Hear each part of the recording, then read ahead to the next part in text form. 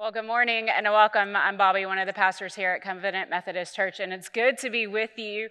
Hopefully, as you were coming in, you grabbed a little stone.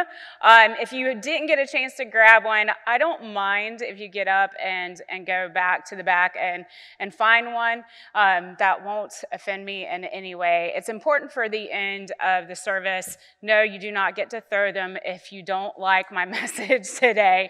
That was a legit question that was asked last service. I will promise to tell you what they are for. There's a rhyme and a reason for it.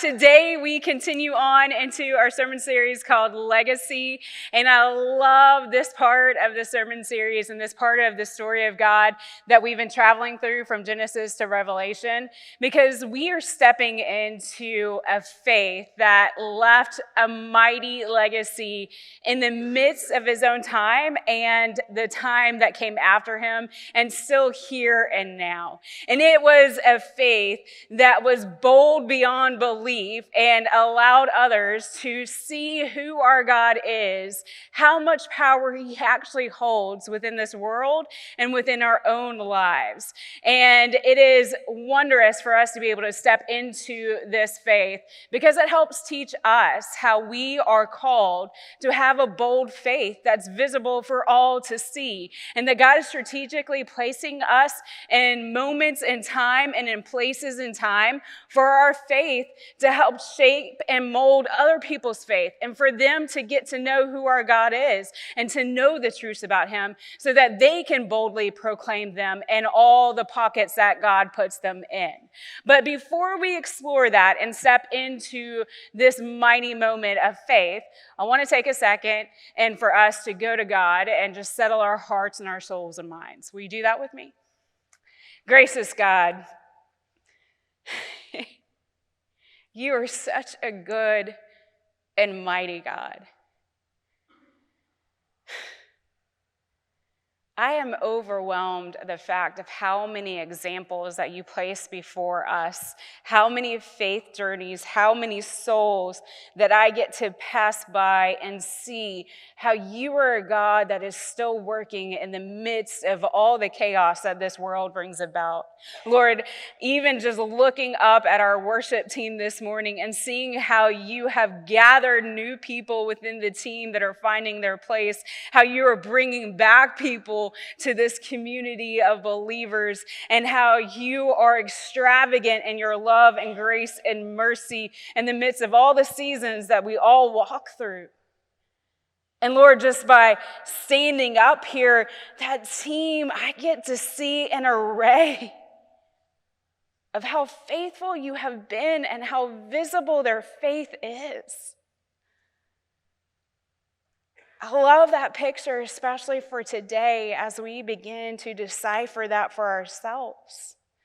Because God, you know that I get plagued with the question over and over again in my own life, wondering if the tiny moments and details of my everyday life are portraying what I know to be true about you and how I've experienced you and how you have saved me over and over again. So Lord, as you have created this space and this moment in time for us to dive into that and begin to question our own selves and look within our own faith and begin to decipher if our faith is actually visible to others, not just ourselves, would you open our hearts and our minds and souls so that we can ask the hard questions, that we can really seek and discover, so that we can answer the call. Because you have put a call in front of us to be faithful and to share that faith. Help us to see today, O Lord. Amen. Now, it's been almost exactly 1 year, and if I'm correct, it is 1 year and a few days since I stood on the mountaintop of Mount Carmel. And I love how good our God is, because I get to preach on this moment of where my feet have actually stood on the space that it is believed to have happened. Now, this is Mount Carmel that you're seeing behind me, and it is on the most luxurious this luscious valley that is called the Valley of Armageddon. And that's my best friend, Jean. She's fabulous. But I love that in the background, you see this mighty, rich history of the faith that has gone before us, the faith that is come to the future. Because it's important to understand that from this perspective at Mount Carmel, the mountain on which Elijah himself asked for God's fire to come down into the rocks of the altar that he had built to go against the prophets of Baal, that you can see all the way into the distance the Mediterranean Sea. From this viewpoint of this mountaintop, you can see Jesus' hometown, Nazareth. You can see Mount Gilboa. You can see the road that had been traveled over and over and over and over again by countless men and women going from Nazareth to the sea.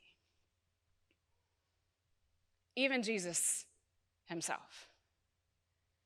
As I stood on this mountaintop and began to take in the landscape before me and begin to identify all these mighty places within our rich history as the people of God and the stories that I grew up with in Vacation Bible School, I began to realize that there was a rhyme and a reason to why Elijah stood upon this actual mountaintop to challenge the prophets of Baal.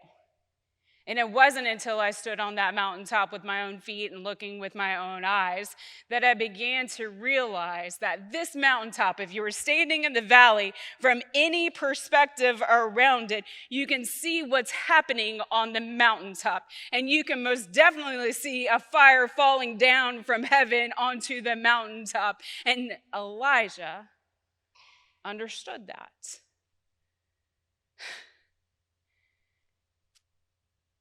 A year ago, that I began to ask myself the question, how am I positioning my own faith for all to see what I believe and know to be true about our God? Now, Elijah, strategically in 1 Kings 18:30-39. Now, we know the story of Elijah. Most of us do. We were taught in Vacation Bible School, and usually with and I said, Pat, can I do a fire in the sanctuary? Pat said, most definitely no. I did have a little solo stove, and I was like, it's smokeless. I can totally do this. He said, not happening. So imagine with me, but in Vacation Bible School, you usually have like the little paper mache kind of red construction tissue paper going all over the place, and you have the little, someone uses like fans and stuff to make it look like it's going. And so that's where my brain always went when I heard this story about Elijah challenging the prophets of Baal. But let's listen to it real quick. Then Elijah said to all the people, come here to me. They came to him, and he repaired the altar of the Lord, which he had been torn down. Elijah took 12 stones, one for each of the tribes descended from Jacob, to whom the word of the Lord had come, saying, your name shall be Israel. And with the stones he built an altar in the name of the Lord, and he dug a trench. He dug it around large enough to hold 2 seahs of seed. He arranged the wood, cut the bull into pieces, and laid it on the road and the wood. And then he said to them, fill 4 large jars with water. Pour it on the offering and on the wood. Do it again, he said, and they did it again. Do it a 3rd time, he ordered, and they did it a 3rd time. The water ran down around the altar and even filled the trench. And at the time of the sacrifice, the prophet of Elijah stepped forward and he prayed, Lord, the God of Abraham, Isaac, and Israel, let it be known today that our God in Israel, that I am your servant and have done all these things at your command. Answer me, Lord. Answer me so that these people will know that you, Lord, are God, and that you are turning their hearts back again. Then the fire of the Lord fell and burned up the sacrifice, the wood, the stones, and the soil. Also lifted up the water in the trench. And when all the people saw this, they fell prostrate and cried, the Lord, he is God. The Lord, he is God. Elijah. You can't get any more bold of a man than Elijah. A man that said, tell me who my God is. I will most definitely tell you who my God is. You think your God is bigger and better and mightier than my God? Let me just show you what I know to be true about my God. Can you imagine? I mean, can you really imagine having the boldness to go against 450 prophets? Now, one, I could see you challenging, right? 450 prophets and saying, do you really know who your God is? Because I will show you who my God is. And he did it so boldly. This is what I love about Elijah, because he's kind of cheeky. He has my heart a little bit in the fact that he said, I'm going to let you go first. He said, I'm going to be kind, and I'm going to offer you the first chance to prove that your God, in fact, can bring fire down from heaven and burn up the altar in front of you. And so he did. And you know what happened when the prophets of Baal began to step into their first chance? Well, their only chance, but they worried all day long. They gathered and situated themselves, and they began to wonder if this was actually going to work. And the story tells us that they did this in ways into which they began to bring out their swords and lances and began to cut themselves so that blood would be a sacrifice into their God. They were thinking their God had to, in fact, answer them if they gave a blood sacrifice. They went through all of this. All day long. And I can imagine Elijah going, okay, you're going to go there? That's nice. That's not for me, but okay, whatever you need to do to call upon your God. And so they did. And when they come to the altar that they have prepared and they spilt their blood and they called upon the God of Baal, what do you think happens? Nothing. Not a single little flick of fire came down from heaven. And then Elijah said, okay, now it's my turn if you'll kind of kindly get out of the way. And he begins to go to the altar that was just now used to be an altar of a pagan god. And he begins to transform it into an altar for our God. Now, something that we need to understand is that this mountain, Mount Carmel, that stands at the foot of the valley of Armageddon, the valley that holds both our past and our future, because in the distance you can see Tel Megiddo, which is mentioned in Revelation, that John speaks of, and it being the final moments of victory. Can you imagine seeing that? You see Jesus' hometown, and then you also see the place in which John speaks of in Revelation. Take that in for just a moment. So he takes this altar that had been used since the ancient of times, an altar that historians and archaeologists have proved that both pagans and Christians alike, they weren't called Christians just yet, but Christians alike have been used this strategic place, this mountaintop, because all who looked upon it would know who was being worshiped and how that God was answering them. He took that altar and began to rearrange it. He took that altar that all could see and began to use it as a place to not just prove, but to know without a shadow of a doubt the power that God holds within this life and within this world.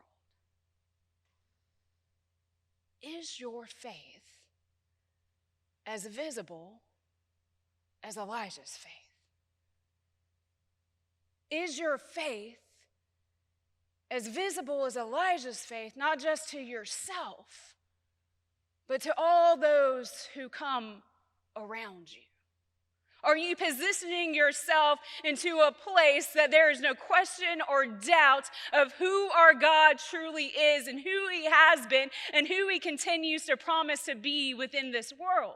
Now, this is one of my favorite parts about Elijah, is that he could have used anything to make an altar unto the Lord. He could have brought in all kinds of wood from all different areas. He could have just used what they had and rearranged it in whatever way he wanted and remade it. But he strategically used the tiny little details of his faith to begin to portray what God has already spoken within this world and how he has already showed up and showed out within this world. Because if you look at the altar here today, you'll notice that there is a foundation of a set of rocks. Anyone want to guess how many there might be? 12 rocks. Now, they could have been any kind of random rocks that he grabbed, and he could have picked about 10 or 8 or 5 or 20 or 50, and he could have arranged them in any way, shape, or form. But the significance is that he knew taking 12 rocks was something that if we look back in the story of Joshua, the book of Joshua, and if you've been traveling along with us in our readings with the Bible, you'll remember that Joshua commanded the Israelites that when they made an altar to our God, that they were to grab 12 stones.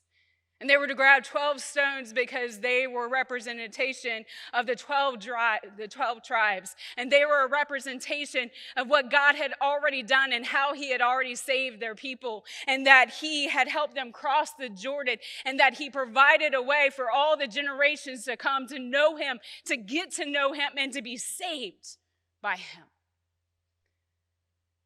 It's the tiny little details of our faith that 9 times out of 10 become the most visible within our lives.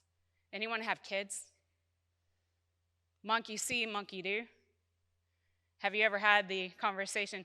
Well, this is what I meant to say, but Mama, you did this. But, pay attention to what I say, not what I do, right? All the kids are going, yep, mm-hmm. Tiny little details of how we work in and out of our lives, how we show up and show out, what we do when no one's paying attention, when we're not paying attention, shows how visible our faith really is. Several years ago, when I was a youth pastor, a full-time youth pastor, has anyone ever served alongside youth, volunteered in youth ministry, or served in youth ministry in any way, shape, or form? There are moments when you serve in youth ministry that you begin to question youth. I love you dearly, please know that. But there are moments when you begin to question if what you're saying and how you're living your life is actually making a difference and that they're taking it in. I feel like that as an adult pastor too, just so you know. But as youth, it's really, you have those times that where it rubs up against you and you begin to ask God, am I really called to this? Am I really making a difference in their lives? Should I continue on? And then during my time in St. Joe, there were definitely moments in that I began to ask God, can I just step out? Do I really need to be in this ministry? Because God, it's hard and it's challenging, and I don't think I'm making a difference. I don't think these kids are changing. I don't think I'm doing what you need me to do. I don't see you using me the way that I hope and dream that you use me. But then you fast forward to our 3rd year with that youth group, and we're in Birmingham, Alabama, right after Student Motion Conference. And it had been the 3rd year we had taken our kids to this worship conference that I think now is 12,000, 15,000 students that gather at the end of every summer. And that year, we were staying at a hotel, and that hotel had a fire pit. And the conference was over. It was our final night. We were completely and utterly exhausted, and I needed space. The kids needed space because I was just emotionally dying. And I said, all right, guys, go have free time. You can go do this. You can go do that. Just don't leave the confines of the hotel. And so me and my husband and a couple of the chaperones found ourselves around that fire pit, and all of a sudden, one by one, each student began to gather with us. Several minutes later, I look up, and the entire group and all the chaperones find us completely surrounded with the fire pit, and we have completely taken over the area. And in that process, we go from a conversation, and God love my husband, and you know it's my husband that started the conversation because this is the way it started. He said, if you go to, or you're in a zombie apocalypse, what would you bring to the table to make sure the group survives? Listen, only a male can come up with that question. But it broke the ice. I didn't know what he was doing, but he was breaking the ice and beginning to lay the ground for us to have one of the mightiest moments in ministry I've ever had. Because that conversation spiraled into moments of where each student began to share their stories. And not just stories of what God did at the conference, but what stories God had been doing in their lives for the past 3.5 years since we have known them. And some of them came from really, really hard home lives, and the rest of the group had no idea what their story was. Clay and I did, but they had no clue. And there was finally a space for them to feel safe, to share what they had been walking through. Story after story of how God had been changing them, providing for them, loving them, was shared around that fire pit. It was a lot. And I didn't think my heart could take any more until this one student. If you've ever been in student ministry for any length of time, you know there's always one that challenges you the most, that you begin to question if you're ever going to get to them. You even begin to wonder if they really actually kind of like you because you kind of think they may hate you. This student we had a really hard time with. There were a lot of challenges, a lot of moments of rubbing up against each other that made me question if I should stay in ministry or not. And one of those moments had just happened weeks before our trip. And as he stood, I just kind of held on with all that I had and began to wonder what God was going to bring out of his mouth. And I began to wonder how I was going to feel in the midst of it. But God is good and God is mighty. And you never know what the details of your life can do when all you do is share who God is unashamedly, of how he is working through your life, even in the smallest of details, how he uses that. Because as he stood up, and he looked at my husband and I, and he began to share and said, I know that I've been hard. I know that I've been challenging to you. I know that there are moments that I want to take back.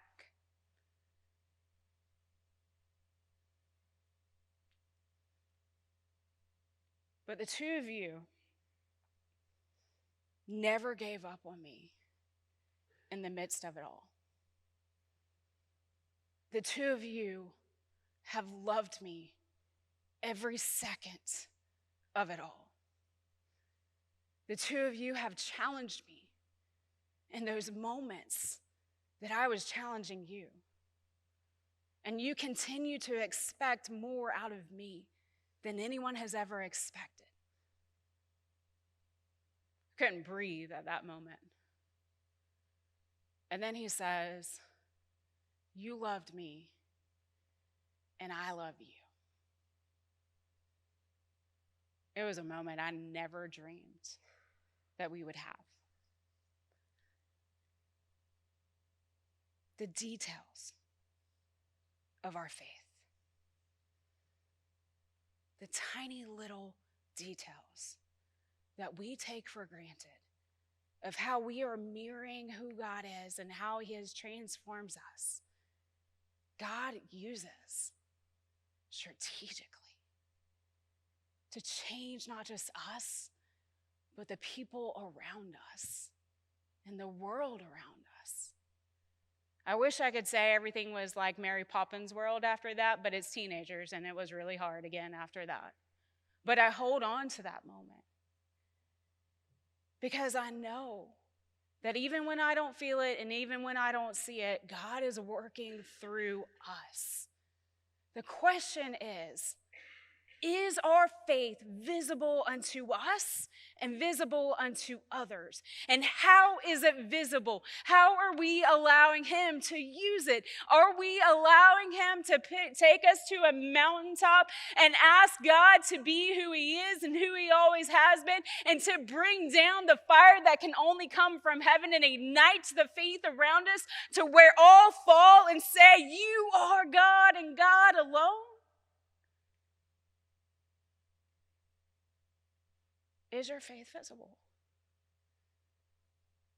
Is it visible to others? You got a rock when you first came in. Thank you for not throwing it.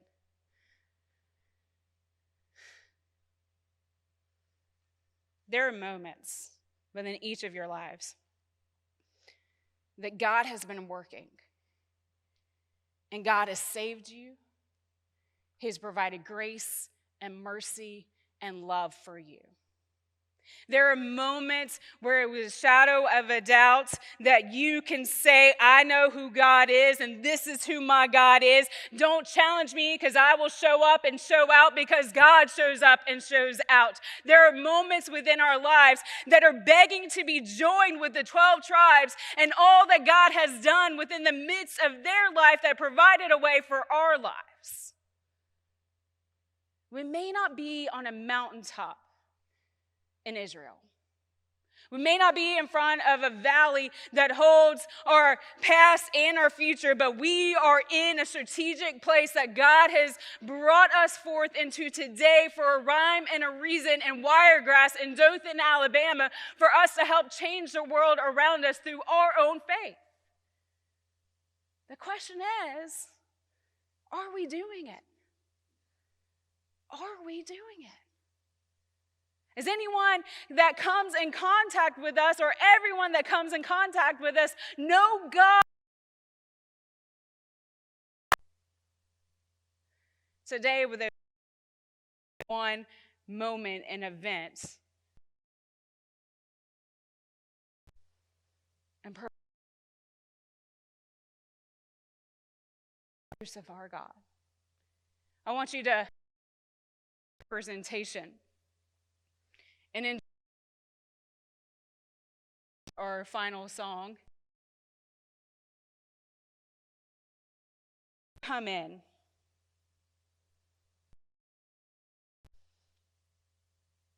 I want you to, you'll notice that there's not a plethora of the stones that you have within your hand. The faith and mighty of the people that sat in these pews earlier today before you. The part of the body of Christ that we call covenant. I want you to bring forth your moments, to put them upon this altar. You can put them around on the wooden part or on the stones, however you want. But it is a representation of how grand and mighty our God really is, and how he can use our faith to change the world around us. And that as we gather all of our moments and our faith, that we begin to create a picture before anyone and everyone that they can't help but see God and know God.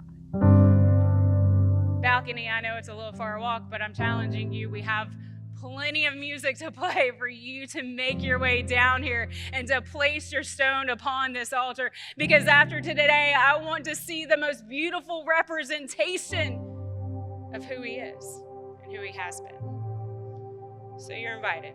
Take a moment to think of your moment and bring it to the altar.